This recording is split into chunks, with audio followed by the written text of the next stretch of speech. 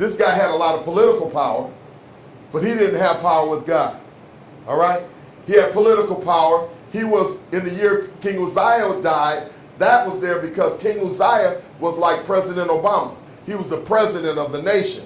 Isaiah was a political prophet. So he was the king's preacher. So he did all the official services. He talked to the king, counseled him about things that were going on.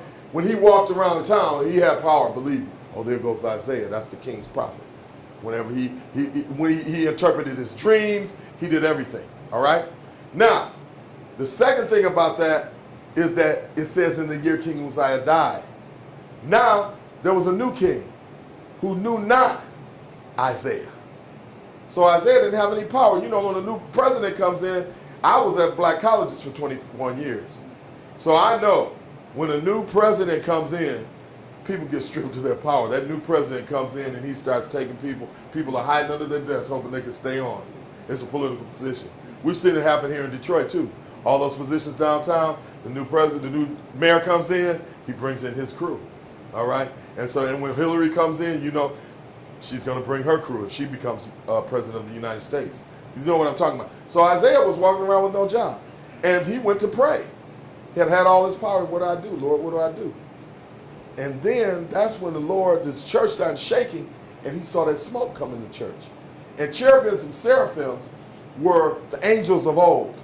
Those were what we saw angels as back then. We know now, as we studied and over time, the word angelos, which is a Greek word, is messenger. So an angel can come to us and be a person who looks just like you or me. But in these days, their vision of the angel, Isaiah saw cherubims, and they were these huge winged angels. You may see one day. I haven't seen one. But they come down and they come into, before the Lord's Spirit comes into the church, they come in flapping, and then they land. And he said, cherubim and seraphim, they had 6 wings. And then he's like, oh my God. Then he felt the presence of the Lord, and the whole church filled up with smoke. There's only a couple people that have seen God. He didn't see him face to face, but he felt his presence, so he turned. Because when you come into the presence of the holiest of holies, you feel dirty. It's just like accepting the role of a deacon. When I'm going to serve God, I'm going to be a representative of God. Oh my God, I've sinned, and I'm from people who sin.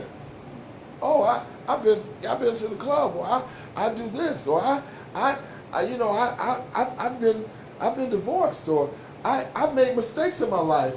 Well, I can't represent him. Especially people know me. He said, I'm from people of unclean lips, and I've spoken negative things. So then one of the seraphim reached in and grabbed with tongues, grabbed the hot coal, and came up and placed it on his mouth. That's what this service is all about. It's about the hot coals being placed on your mouth.